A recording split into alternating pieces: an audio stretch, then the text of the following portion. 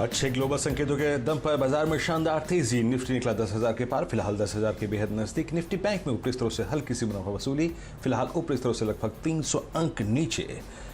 सभी sector higher निशान में।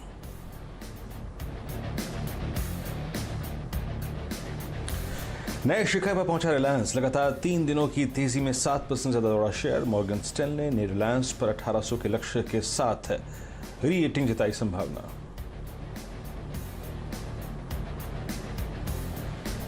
अप्लायंसेस में, किचन अप्लायंसेस में, तो वो सारे क्षेत्र बहुत अच्छे करेंगे, जैसे ही work from home, learn from home, study from home.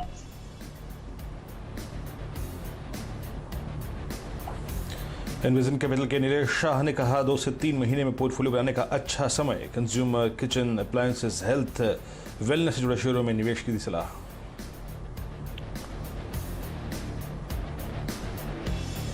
Metal शेयरों में जोरदार तेजी, इंडेक्स करीब 3% उछला। निफ्टी के टॉप गेनर्स में 3 मेटल शेयर शामिल।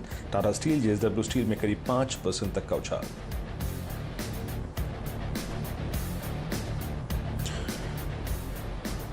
आज आएंगे एचपीसीएल के नतीजे। चौथी तिमाही में करीब 3,000 करोड़ रुपए के मुनाफे के मुकाबले 830 करोड़ रुपए के घाटे का अनुमान। इप्का लैब्स और एनएमडीसी भी आज पेश करेंगे अपने तिमाही नतीजे।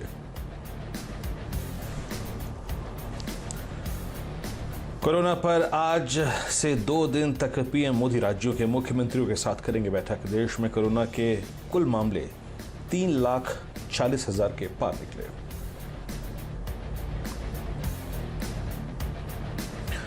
और देश की दिग्गज आईटी कंपनी इन्फोसिस के लिस्टिंग के दमदार 27 साल। निवेशकों के 9,500 रुपए के निवेश की वैल्यू 7.5 करोड़ के करीब पहुंची। लिस्टिंग के जश्न में 2% से ज्यादा भागा शेयर।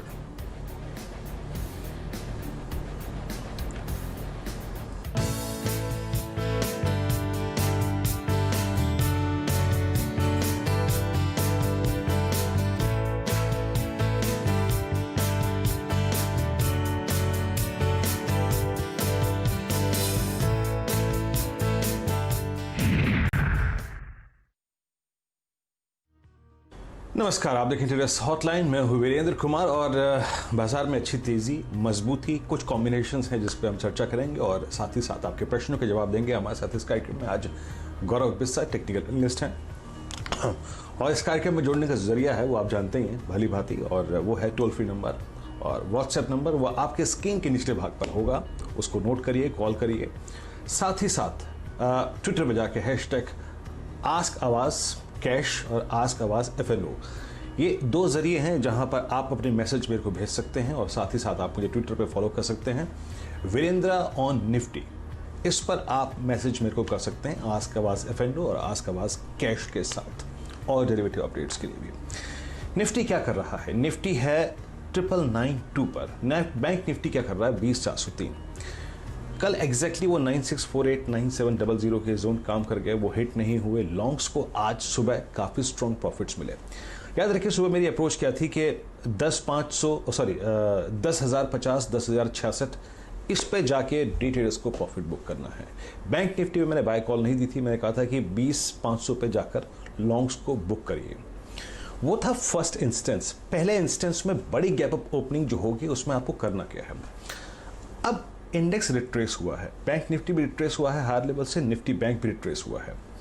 मैं आपको थोड़ा सा क्लू देना चाहूंगा एग्जैक्टली गौरव पे जाने से पहले, और उसके बाद गौरव से आउटलुक लेंगे। बैंक निफ्टी में जो शिवरिंग है, जो घबराहट है, वो देखिए रहेगी, कल तक रहेगी। लेकिन एक चीज मैं आपको थोड़ा सा जिसके बारे में समझाना चाहता हूं वो है निफ्टी के स्टेट्स। थोड़ा सा गौर से सुनिएगा।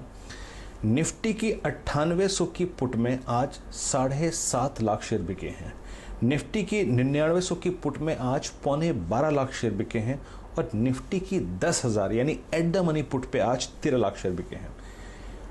At the money put writer जब आता है तो लगता है कि बाजार में कॉन्फिडेंस ज्यादा है और बाजार हल्के से डिप के बाद फिर रिकवर करेगा। यानी ट्रिगर पॉइंट क्या होगा? 10,066, 10,100, और ऊपर 10,000 पे, 10,100 पे, 10,200 पे कॉल राइटर्स नहीं है।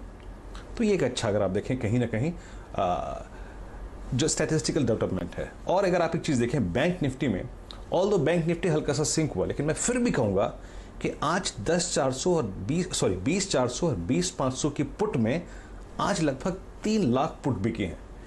ये स्टैट्स शायद एक बार के लिए ये रिफ्लेक्ट कर रहे हैं कि शायद ड्यूरिंग द डे इंडेक्स फिर से इमर्ज होगा और मॉर्निंग हाइस को क्रॉस करने की कोशिश करेगा। गौरव, गुड मॉर्निंग। गौरव, हालांकि इसमें कोई दुराई नहीं है कि टेक्निकली बैंक निफ्टी बहुत चैलेंजिंग परिस्थिति में है और जिस प्रकार के जो इवेंट लाइंड अप हैं कल के लिए, उसमें एज ए ट्रेडर बैंकिंग एक बेस्ट चॉइस नहीं होगी। आपकी अप्रोच इंडस्ट्रीज पे क्या है इस वक्त?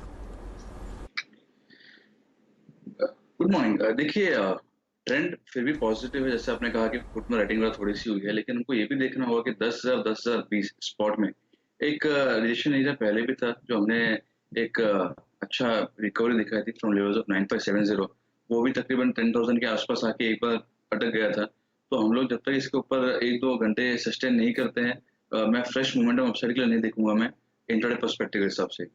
तो 10,000 वो सब थोड़ा मायने रखते हैं। अगर आप देखेंगे, जैसे आप दर्शा की पुट में राइटिंग हुई है, अगर आप आउट ऑफ मनी कॉल्स में जा रहे हैं तो वहां पे भी थोड़ी बहुत कंफर्ट लेवल आ रही है, जहाँ पे लोग सोच रहे हैं कि अभी कल परसों में शायद इतना और ऊपर ना जाने देखने मिले। तो एक बार के लिए जो आप कह सकते हैं कि राइटर्स वहां पे भी थोड़े एक्टिव हो रहे हैं। अग्रेशन अभी तक वहां पे बहुत ज्यादा नहीं देखने मिला है, लेकिन फिर भी एक सस्टेन्ड, मैं बोल रहा हूँ कि मूव 10,000 के नीचे का रहेगा, तो एक 40-50 पॉइंट की डिप आपको देखने मिल सकती है। तो मैं नहीं कहता हूँ कि यहाँ पे बहुत वीकनेस लग रही है, लेकिन यहाँ पे मैं लॉन्ग्स के लिए उतना अग्रेसिवली बाय नहीं करूंगा, क्योंकि उतना उतना अच्छा मोमेंटम फिलहाल इंट्राडे पर्सपेक्टिव में लग नहीं रहा है जब तक ये 10,000 के नीचे है। ओके, याद रखिए जो गौरव ने एक टर्म का इस्तेमाल किया, a meaningful dip. A meaningful dip क्या हो सकती है? याद रखिएगा 9940 9943 क्या है ये कल के हाइज हैं। तो मीनिंगफुल डिप के प्रोस्पेक्टिव से 9943 को अपने जहन में रखिएगा। ओके, अब दर्शकों से बातचीत करते हैं और आज के पहले दर्शक हैं अपना प्रश्न पूछने के लिए। ये मिस्टर मंगेश हैं पुणे से। है क्या मंगेश जी हमारे साथ?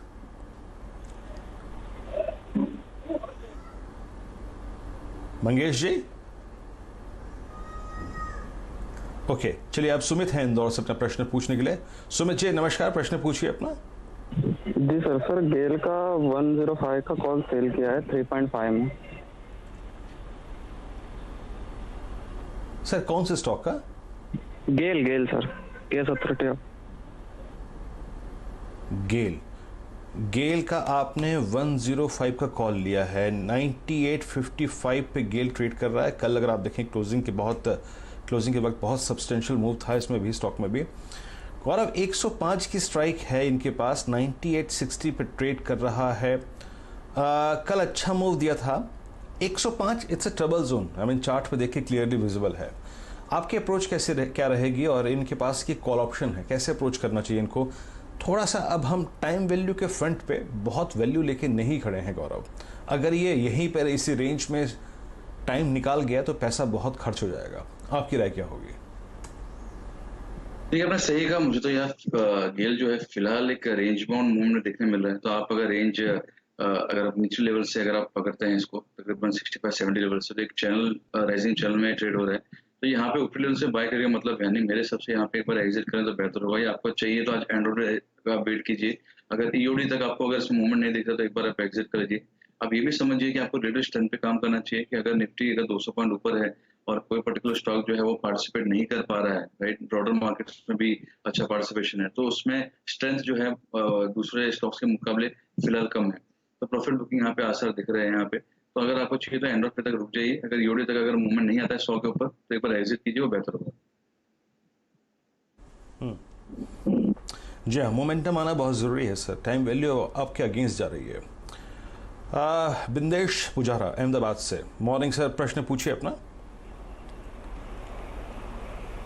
बिंदेश? ओके, इनका प्रश्न ले लेता हूँ मैं यहाँ पे। और बिंदेश जी का प्रश्न है टेक महिंद्रा पे। टेक महिंद्रा लिखे आइए 546 पे ये स्टॉक ट्रेड कर रहा है और इनके पास इसकी 570 की कॉल रखी है एट द रेट 9.9। टेक्निकली थोड़ा सा चैलेंजिंग परिस्थिति में है टेक महिंद्रा, ऑल्दो आज अच्छा कर रहा है। और गौरव आपकी राय क्या है? जो मोमेंटम जनरेट हो रहा है ना इस स्टॉक में, वो फिजल आउट हो जा रहा है। It's all about, I mean जो सप्लाई है 560 570 की रेंज में, ये ऑब्जर्व नहीं कर पा रहा है उसको। आपकी अप्रोच क्या है? क्या आईटी में इतना momentum and specially tech Mahindra में आपको इतना मोमेंटम नजर आ रहा है कि इस ट्रेड पे हम पैसा कमा पाएं? देखिए, रही बात आईटी की, तो कुछ स्टॉक्स में मोड़ आपको देखने मिल सकता है, लेकिन टेक महिंद्रा में अगर आप देखेंगे तो रिलेटिवली अंडर परफॉर्म ही कर रहा है।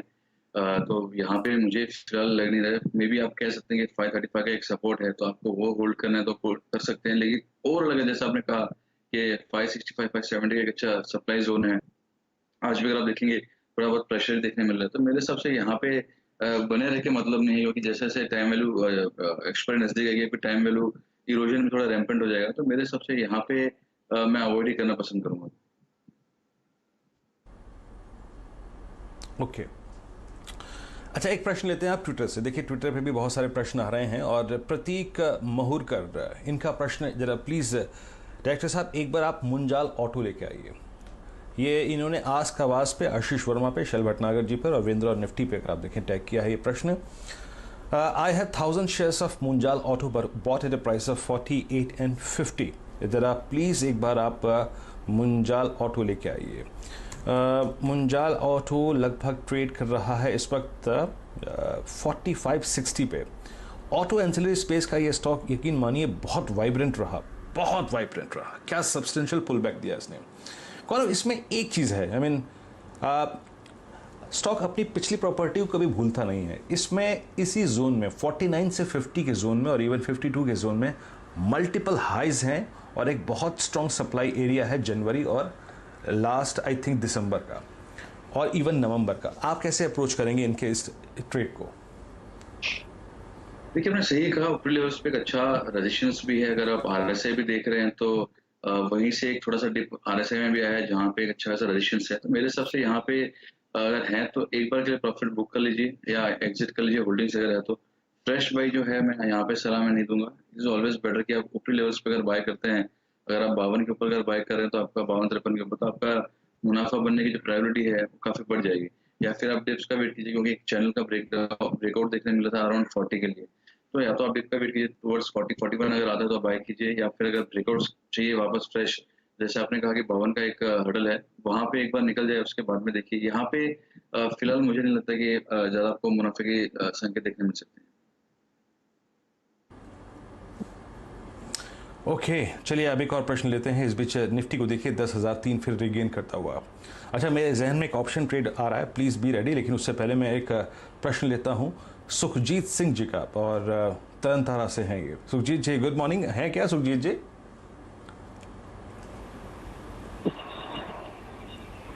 नहीं मेरे ख्याल से नहीं है। Hello good morning sir. हूँ और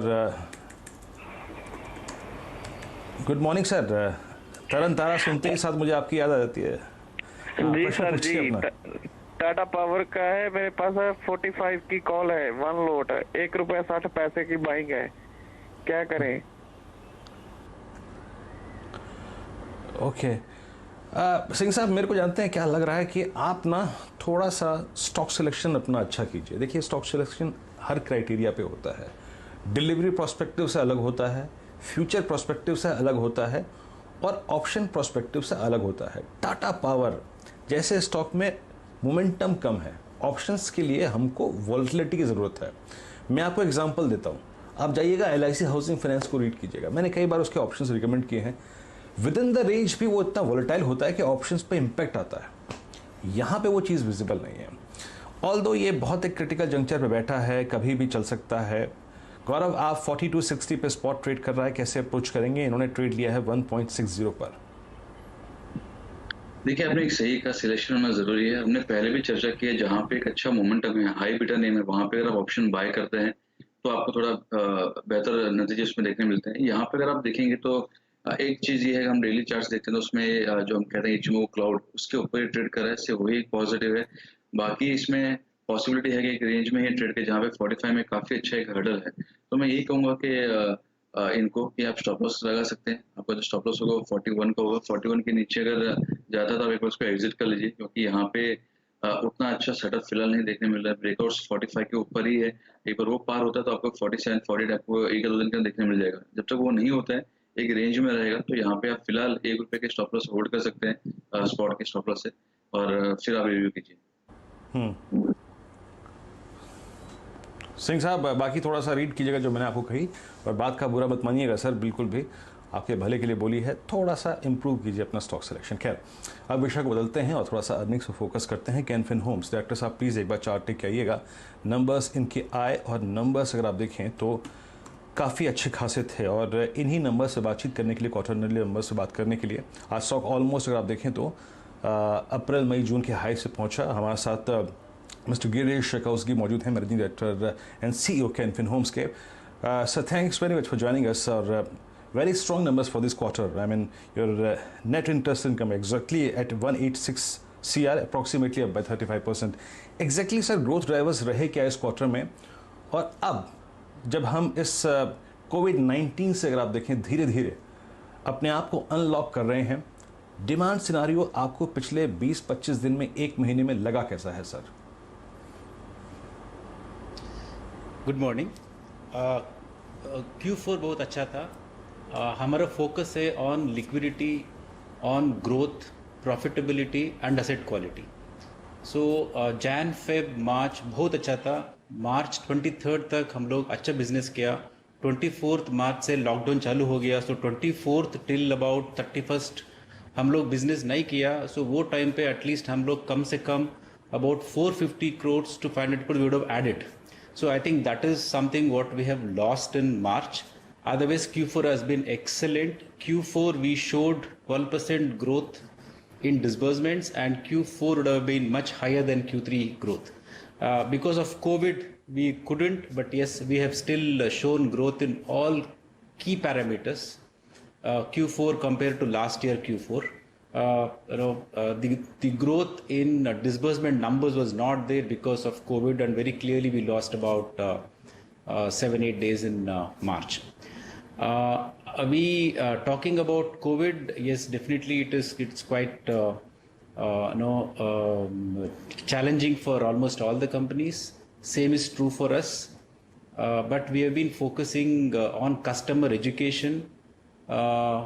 We are focusing on trying to educate customer on moratorium, what customer should do after the morat period and stuff like that.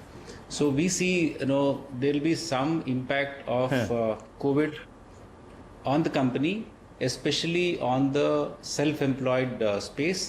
हमारा salaried 71% है, self-employed 29% है। salaried segment के ऊपर उतना impact नहीं होगा क्योंकि हमारा segment में customers का job loss उतना नहीं हुआ और salary cut भी बहुत कम है। लेकिन self-employed स्मॉल ट्रेडर्स। गिरीश जी मैं एक चीज़ आपसे पूछना चाहूँगा। Girish ji I got your point sir, I got your point. मैं एक चीज़ जो पूछना चाहूँगा, एक तो डिमांड आगे जाके कैसी दिखाई दे रही है इस चीज़ को देखते हुए कि आपको कोविड-19 के दौरान और अब रियल स्टेट प्राइसेस स्पेशली जो लो कॉस्ट हाउसिंग में है वो कितने ट्रिम हुए हैं? क्या प्राइसेस नीचे आए हैं? और प्राइसेस नीचे आने पे जो कस्टमर है, स्पेशली अगर आप देखें लो कॉस्ट हाउसिंग पे, उसका रिस्पांस कैसा है? पिछले 20-25 दिन की आप लोगों की रीडिंग कैसी है sir? Okay, so if we talk about market, we are in affordable space. हमारा टिकट साइज 18 लाख है। We focus on small ticket, affordable segment. Most of our customers, they buy property for staying, so it will be self-occupied. So if you talk about drop in prices, definitely yes, there is drop in land prices, there is drop in apartments and also independent houses, but that may not really impact is what I believe. It will take about 2-3 quarters to business to come back, but yes, the recovery is going to be much faster in affordable space since we focus largely on self-construction, purchase and resale, and less dependent on the developer side in terms of funding apartments. So the recovery is going to be slightly earlier compared to the developer space. So it will take time. So Q1 तो गया. Okay, Girish जी एक चीज़ बताइए कि will be very muted. Okay. Sir NIMs की trajectory क्या रहेगी अगले कुछ क्वार्टर्स में? देखूं तो मैं स्प्रेड्स किस रेंज में रहने की संभावना है आपको लगती है? It's very difficult to talk about spread. and NIM. But one thing I can tell you, we are very, very clearly focused on profitability. We will look for opportunities where we can try and price it differently. So we will be maintaining NIM and spread. Currently what it is, maybe plus or minus 7-8 bips, we'll be able to maintain this. It will be difficult to predict at this point in time. Okay Girish ji, बहुत बहुत शुक्रिया। हमें मालूम है कि काफ़ी difficult time है अगर आप देखें, और शायद अगली बार जब नंबर्स पे आपके साथ इंट्रोडक्शन होगा तो ज़्यादा अच्छी परिस्थिति में होंगे आप हालात को बताने के लिए। बहुत बहुत शुक्रिया सर, आप इस कार्यक्रम में शामिल हुए और नतीजों की बात की आपने। हाँ, लौटते हैं बाजार की तरफ, और निफ्टी अगर आप देखें 9994 के स्तर पे है। बैंक निफ्टी स्टेबल हो रहा है, दैट इज़ आई थिंक सबसे क्रिटिकल चीज़ है, याद रखिएगा। डायरेक्टर साहब एक ऑप्शन लेके आइएगा, मैं सुबह से मॉनिटर कर रहा हूँ इसको। गौरव जरा प्लीज़ एक बार एक ट्रेड पे ध्यान दीजिएगा जरा। REC की 110 की कॉल अभी करीब 15-20 मिनट से मैं इसे ट्रैक कर रहा हूँ, करीब करीब ₹4.90 पे ट्रेड कर रही है। स्टॉक 108.90 पे है। इसने डेली चार्ट्स पे आज एक बहुत अच्छा अगर आप देखें ब्रेकआउट दिया है, 109.35। गौरव मेरे को लग रहा है कि अब कम से कम नहीं तो 119 से 120 की ट्रैजेक्टरी तक कोई बहुत स्ट्रॉन्ग सप्लाई जोन नहीं है। ये कॉल ऑप्शन 4.95 पे ट्रेड कर रहा है, और मैं इसको रीड कर रहा था ऑप्शन फ्यूचर्स में 10% OI बिल्डअप, 20 लाख शेयर जुड़े, और इसके आप कॉल्स देखिए, 110 की कॉल में करीब 4,38,000 शेयर जुड़े हैं, 115 की कॉल में 264, 120 की कॉल में 150, और स्ट्रॉन्ग पुट राइटिंग है 105, 107.50 और 110 की पुट में। कैसे अप्रोच करेंगे आप इसको?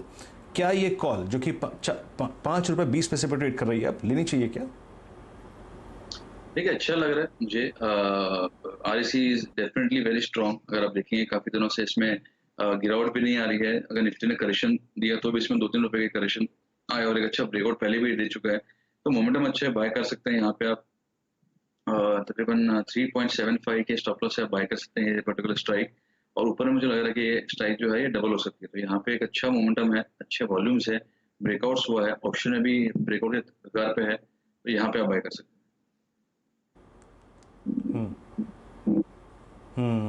याद रखिए ऑप्शन में भी ब्रेकआउट है, स्टॉक में ब्रेकआउट है। अच्छे से सुनिएगा, डबल भी हो सकती है कॉल, 10 की भी हो सकती है, लेकिन स्टॉप लॉस होगा हमारा 3.75 का। REC अब डे हाई को क्रॉस कर रहा है, और ये ऑप्शन जो है डे हाई पर ₹5.30 पर ट्रेड कर रहा है, तो नजर रख के चलिएगा। एक प्रश्न और लेते हैं। REC अब डे हाई पर है, और ये प्रश्न है अच्छा, मैं एक ट्विटर पे प्रश्न और ले लेता हूं, और एक कुछ देर पहले सुमन सिंघानिया जी का प्रश्न आया था। सुमन जी, मैं आपका प्रश्न ले रहा हूं यहाँ पे। इनके पास 1000 शेयर हैं वेदांता के। डायरेक्टर साहब प्लीज़ सुमन जी के लिए वेदांता का चार्ट निकाल के लाइए। 215 पे अगर आप देखिए इन्होंने वेदांता लिया है। वेदांता चार्ट्स पे लेके आइए एक बार, क्या कर रहा है। इस वक्त ट्रेड कर रहा है 105.60 पे, डे हाई पर है इनका ट्रेड। गौरव ट्रेड तो इनका अगर आप देखें 100 की रेंज में है, नहीं 1000 शेयर ऑफ वेदांता @215। एक सेकेंड, इनकी बहुत पहले की बाइंग है क्या? आई थिंक मैं इनके प्राइस को लेकर थोड़ा सा एक वेदांता पे टेक दीजिएगा प्लीज गौरव आपका। नहीं, वेदांता अगर देखा जाए तो मेटल स्पेस में काफी स्ट्रॉन्ग लग रहा है। यहाँ पे अगर आप देखें तो ये पहला है जो एक डेली चार्ट्स पे रिवर्सल के संकेत दिखा चुका था, और ये सस्टेन कर रहा है, मोमेंटम इसमें काफी स्ट्रॉन्ग है। तो यहाँ पे आप जिसके वजह से अगर पोजीशन की बात की जाए तो एक बार बने रह सकते हैं। इसको ट्रेडिंग करना है वो 101 102 के स्टॉप लॉस से होल्ड कर सकते हैं। मोमेंटम इसका चालू होगा 108 के ऊपर, लेकिन 108 के ऊपर चला गया तो स्टॉक जो है 120 के लेवल्स पे दिखा सकते हैं। तो यहाँ पे ट्रेड अच्छा लग रहा है, यहाँ पे फिलहाल बने रह सकते हैं। लेकिन अगर बात की जाए 250 की तो डेफिनेटली वहां पे तो पहुंचने के लिए इसको बहुत मशक्कत करनी पड़ेगी। यहाँ पे वो लग नहीं रहा है कि 250 दिखा देगा, क्योंकि हम अगर यहाँ से डबल की बात करें या 2.5 गुना की बात करें तो उसमें अच्छा खासा टाइम भी लगेगा, और फिलहाल वो लग नहीं रहा कि ये मल्टीबैगर बन जाए। लेकिन एक मोमेंटम यहाँ से 15-20% का आपको देखने मिल सकता है।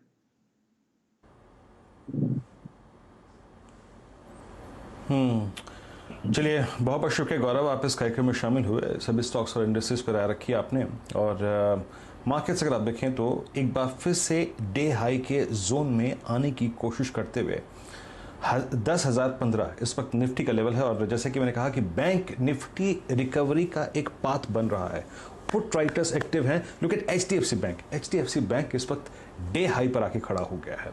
दैट मीन्स वो मोमेंटम जो था ना वो ग्रेजुअली धीरे धीरे आ रहा है। एक ब्रेक, लेकिन ब्रेक पे जाने से पहले CNBC आवाज़ और नेशनल स्टॉक एक्सचेंज की खास मुहिम पे बात करते हैं और रोज़ बरोज़ हम इस मुद्दे पे बात करते हैं अलग अलग विषय पे, चाहे वो पेनी स्टॉक्स हों, चाहे वो अपने KYC को पूरा करना हो या फिर लॉन्ग टर्म इन्वेस्टमेंट हो। याद रखिए, अच्छी रिटर्न्स पाने के लिए हमेशा एक समय तक, एक निश्चित समय तक निवेशित रहिए। रोज़ रोज़ अपने पोर्टफोलियो को शफल मत कीजिए, अपने वित्तीय सलाहकार की राय लीजिए, कंपनी के बारे में रीडिंग करिए, उसकी बैलेंस शीट, उसके P&L अकाउंट और साथ ही साथ इंडस्ट्री पैरामीटर्स को, और उसके बाद एक अच्छा पोर्टफोलियो बनाइए और उसमें निवेशित रहिए। KYC को पूरा कीजिए और पेनी स्टॉक से हमेशा दूर रहिए। एक ब्रेक के बाद हर्षता आपके साथ होंगी, खिलाड़ी नंबर 1 लेके। नमस्कार।